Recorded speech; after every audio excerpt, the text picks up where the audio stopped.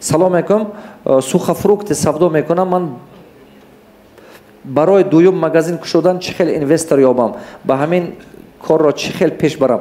Аввал ҳамон якум точкае ки доред, ҳавай ҳамаша омӯзед, ассортименти бора омӯзед, кадра тайёр кунед, пеш аз оне ки як кас пул гирам мегӯед, инвестор кадра тайёр кунед, баъд расчёташа нависеду, ҳамин ягон одаме ки мехоҳад ки дополнительный пассивный доход дошта бошад, ҳамон одама ёбед. 5000 10000 пул дорад, не ки вақт надорад ки бизнес кунад. Ба пешаш мебиёд, мегӯяд ки гӯш кун, 10000 20000 пул дошта бошӣ, ага ман ҳамин хел якта точка дорам, агар точкаи дуюм ба ту инвестиция кунӣ, як қисми прибили ту, як қисмашини ман, не ки пеш аз оне ки инвестиция мекунӣ, ту биё ҳамин да паҳлӯи ман 2-3 рӯз исто, як ҳафта исто, ту бин савдоя, ту бин кори мана, мана ин дафтари ман, мана ин отчёти ман. Шумо бояд ки шаффоф кор кардана ёд гиред.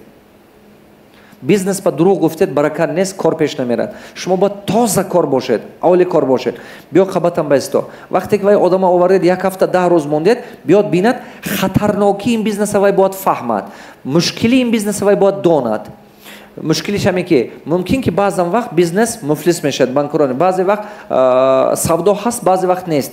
Вақте ки шумо мебиёреду қабатума мешунед, вай худаш аз дарун ҳаме камбудияи бизнеса мебинаду, баъд розӣ шуда шумо ба пул метиҳад, бизнес пеш мерад.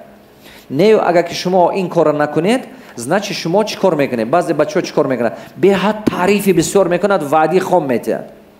Камбудиҳои бизнеса намегӯд. Фақат хубиҳои бизнеса мегӯд. Вай калли сари ҳамон майни сари ҳамон одам ба ҷанната мекашад.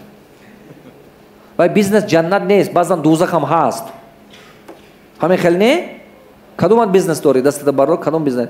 Ман ҳозир рости гапа гуфтам ё дурӯғ гуфтам? Ягон бизнес ҳамту намешавад. ин гап дурӯғ аст. Касе ки мегӯяд ки ҳай пуламон сразу бизнес даромад мебиёд, ин гап дурӯғ аст. Вай ба бовар накун. пули бедарду меён нест. Барои ҳамон шумо бояд ки ҳалолкор бошед, даъват кунед, биёд аз дарун бинад, ҳаме мушкили бизнеса фаҳмад, камбудиша бинад, гӯяд ки ман ҳамин хел камбудиҳо дорад, ман ҳамин хел чизҳо дорад, не ки ман ҳамин хел ҳунар дорам, хабатам басто ҳунарам омӯз, розӣ бошӣ пулата те, розӣ набошӣ на те. Розӣ нашавад, бо уговорид накунед, илтимос накунед бо. Чебак вай проблема мешавад. Шумо лучше давом тед, дигараша ёбед. Салом устод, ман мехостам ҷавоби ин саволро аз як миллионер шунавам. Шумо тасаввур кунед ки ба ғайр аз 10,000 сомони дигар ягон чиз надоред. Чӣ кор мекардед? яъне кадом бизнесро интихоб мекардед? Қандата зам бачам. Ҳамин 10,000 сомони мебурдаму дарс мехондам.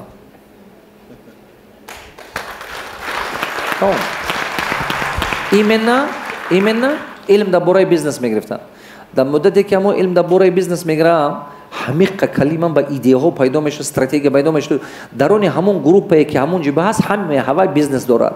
Якти ҳавай хати партнёр шуда мерам. Фаҳмиде? Ҳамин 10,000 хати я покупал би своё будущее. Просто купил би его. Ин беҳада. На, ягон кор дигар. Чебаки вай 10,000 хати илм набоша, куши банкрот меам, 10,000 нест мекунӣ, баъд на илм аст, на пулай. А илм гум намешавад, илм қати ту гарантирована мемонад. А бизнес несту гарантия, вай пеш мерад, намерад 10,000 бар. Салом, оилам негатив ҳаст. Мехоҳам фаҳмидам. Оилам негатив ҳаст, мехоҳам нетворк кор кунам, маро барои ҳеҷ чиз намегузоранд ки пешрафт кунам. Бояд чӣ кор кунам?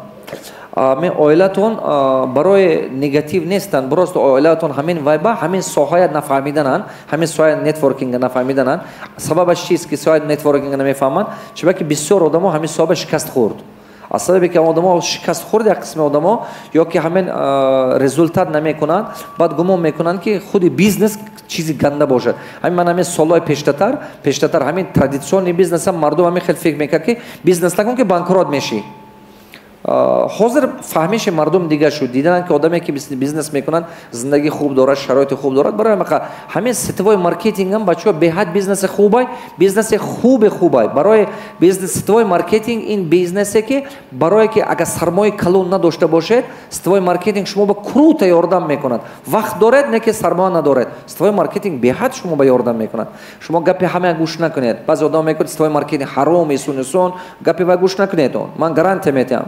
Сетивои маркетинг ҳамин чихеле ки традитсионный бизнес ҳалолу ҳаром дорад, мисол арақфурӯши ҳаром, мисол чизи вай ҳаром, маҳсулоти ҳаром, ҳамин ситовои маркетингам агар ки маҳсулоташ набошад, вай финансовая пирамида медорад, вай ҳаром. вай ҳаром. Фақат даромади шумо ин одама банд, ин одама даъват кун, вай одама даъват кун, пул кор мегирад, вай ҳаром. Маҳсулот надошта бошад, гарантированно ҳаром. Дуюмиш чи ки ҳамон маҳсулоташ ба даронаш ба мумкин ки продуксия ҳавай ба ягон чизи ганда хуш бошад, инам ҳаром. Не ки худ модели продажа, модели бизнес, ин нормальный бизнес. ин гапоя гӯш накунед. Одамое ки намефаҳманд, намедонад, шумо ба ҳар чи гуфтан мегирад. ҳамон одаме ки худаш илм надорад, ба шумо ба ҳамин гуфтан мегирад, шумо ҳамин мардуми мо як аҷоиб аст. худаш намехонад, худаш аз дарон намековад. гумон мекунад ки ҳамон гуфтагӣ ҳамон одам дуруст. бо гуфтагӣ ина мебарад, вайба гуфт, вайба, ба мегӯяд ки ҳа, ту вообще запутаться мекунӣ. дар кората гирифта хон мефаҳме ки ҳамин хелай. Ассалому алайкум устод, ширкат дорам дар соҳаи хӯрокворӣ. сармоя кардам, аммо бо сабабҳои гуногун муфлис шудам. айни ҳол ягон кор кардан намехоҳам. илтимос маслиҳат диҳед. аз сари нафс сар кун. нигоҳ кунед, магазин кушодиян, банкро шудиян.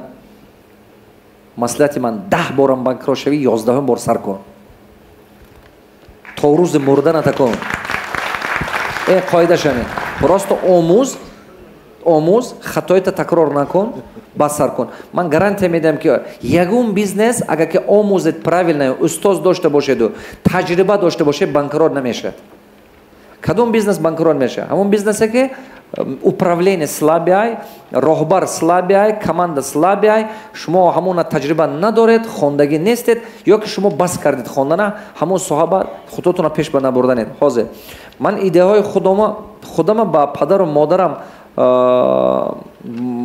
ба сухан мекунам, лекин вайҳо доим дилама мешкананд. ин намеша накун гуфта сухан мекунанд. ман лекин худама ба боварӣ дорам. шумо ба ман як тавсия диҳед, падару модарамро фаҳмишонро чӣ хел дигар кунам. ҳамин ютуба мекушию, ҳамин баъзе баромадҳои давлатро включит карда гаштаам мегирӣ хунаба.